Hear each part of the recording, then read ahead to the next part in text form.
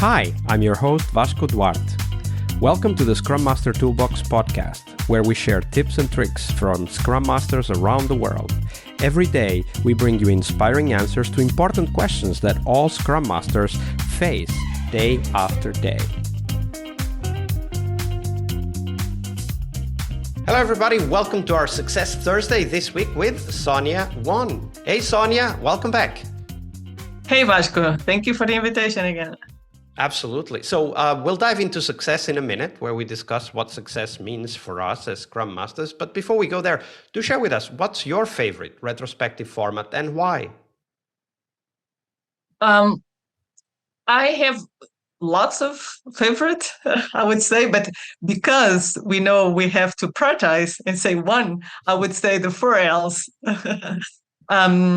The 4Ls retrospective is a very powerful one because what do the 4Ls stand for? Sorry, yes. So the 4Ls it stands for the what we have learned,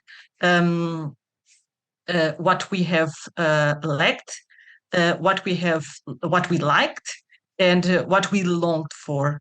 And I really like this because it really helps to put in perspective these 4 topics that sometimes are kind of forgotten, especially the learn part, because there's always some learning.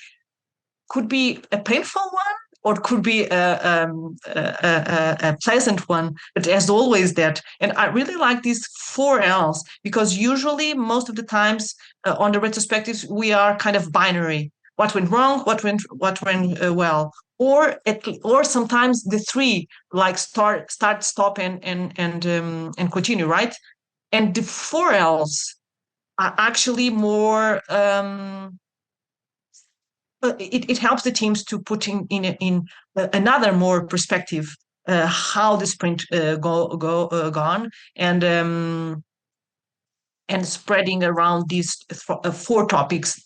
What they liked, of course, it's always pleasant way of doing things, seeing things.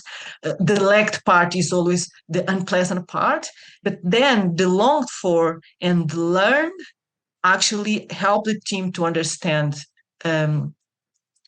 what the positive part of the lessons, no matter if it was a painful one or not. So I really enjoy it. Yeah, absolutely. I really like the longed for. For those of you that don't necessarily know what it means, is things we wish we would have had at that time. So it's not necessarily things that went wrong. It could be things that went right, but you still wish you would have had something else. And I remember this from my own experience, that, you know, there's moments in your life that you experience certain things. Like, for example, I used to live in a house that was very close to a public garden, and the public garden was really beautiful, and it was really calming to go out and experience the garden every day, just walking out the door and being in the garden. And very often I long for that experience again, right? Like to be in nature immediately out of the door and to experience a beautiful nature, especially in spring and summer. So like the longed for can be a very powerful way to interiorize things that are important for us, but we don't necessarily talk about them every day, but we wish they were there, right? Yeah, and it gives to the team a kind of a long-term or at least mid-term goal. We long for to, you know, be that team or achieve that thing that we would like, and I really like this. So it's a powerful one. All right, that was the retro, but of course we use these retros to help us and the teams be successful. Success is the topic we're going to dive into next, Sónia. So share with us, in your mind, what does success mean for you as a Scrum Master? For me as a Scrum Master, I feel successful when I see that the team actually don't need me. And I usually, that's the way I usually explain. I like to explain that the Scrum Master end goal is be unnecessary. It's be unemployed, right? Is when the team really reach that point of not not being so dependent on the Scrum Master skills.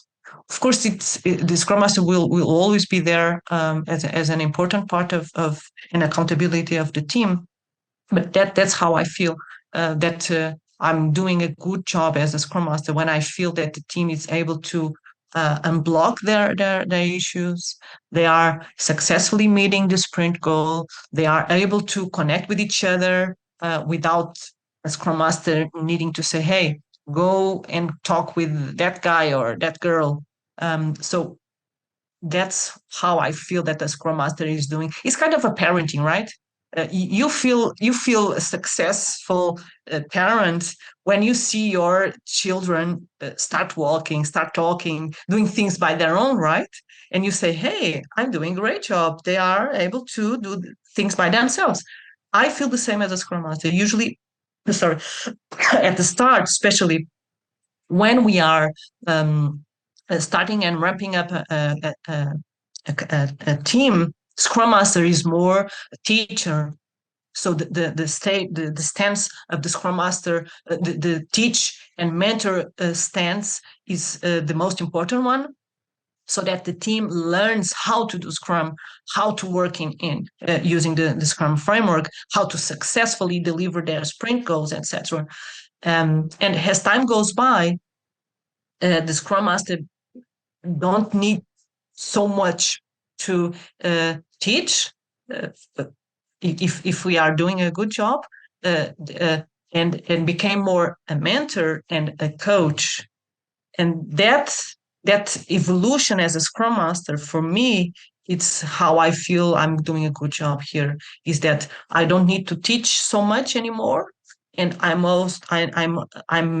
almost doing my time So tell us a little bit spending more my about time as a how you look at the team's own development to know when you can change your stance, right? Like, of course, we can Mhm, start from the perspective that at the beginning maybe we need to do a little bit more teaching and training, and then maybe mhm, later on we can move more towards mentoring and mhm, later even coaching.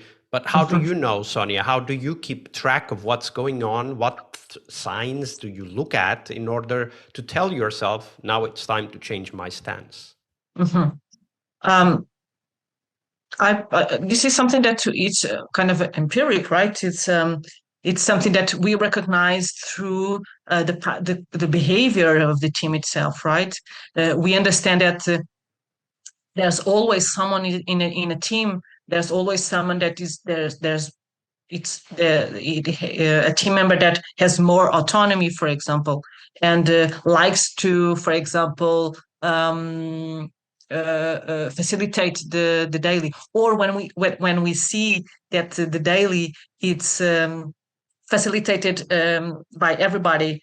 And they have some rules of, they don't depend on the Scrum Master, for example, for facilitating the daily. For example, or when they have impediments, are they sitting there waiting for the Scrum Master to raise the impediment, or are they the ones that they go through the and look for the solution? So these tiny little signs of autonomy, I would focus on the autonomy of the team. When I see that the team has the autonomy to do things by themselves and not waiting for the Scrum Master, I think it's a good sign of um, the maturity of the team. Absolutely. And looking for those signs of autonomy is something we can do very effectively, right? Like you gave a Yeah, few examples, like are they yeah, taking initiative on their impediments that they find? Are they hosting the yeah, daily when you're not there? And do they know how yes, to do it? Like all of those things can be yeah, great signs that help us to then decide when to change stances, right? Because that's the point. If we get stuck in the training stance and never move yes. on, then the team will never find its Of autonomy course, either. of course, the Scrum Master needs to adapt to the team as the team is also growing. So, the Scrum Master, it's one of the most important parts of the Scrum itself, that needs to adapt as long as the team also grows. And of course, the Scrum Master needs to have that feeling and the sense of the team needs more now. Again, as the parent, right? You will not you will not help your team, your children to eat if they are already 6 or 7, 8 years old, right? You are not helping them doing that. You say, hey, you can do it by yourself. So please just eat by yourself. So this is the kind of adaptation that I like to compare with. It's kind of a parenting that is aware about the behavior and the adaptation that the team needs. Absolutely. And as you say, the Scrum team needs to adapt as the team itself grows. Thank you for sharing that, Sónia. Thank you, Vasco. Always a pleasure. Part of a successful Scrum Master job is to help the product owner. Tomorrow we explore that critical role in Scrum, the product owner role. Tune in to learn about product owner anti-patterns, what you can do to help the product owner, and a real-life example of what a great product owner is and what made it so. Tomorrow on our Friday Product Owner episode. See you tomorrow. We really hope you liked our show. And if you did, why not rate this podcast on Stitcher or iTunes? Share this podcast and let other Scrum Masters know about this valuable resource for their work. Remember that sharing is caring.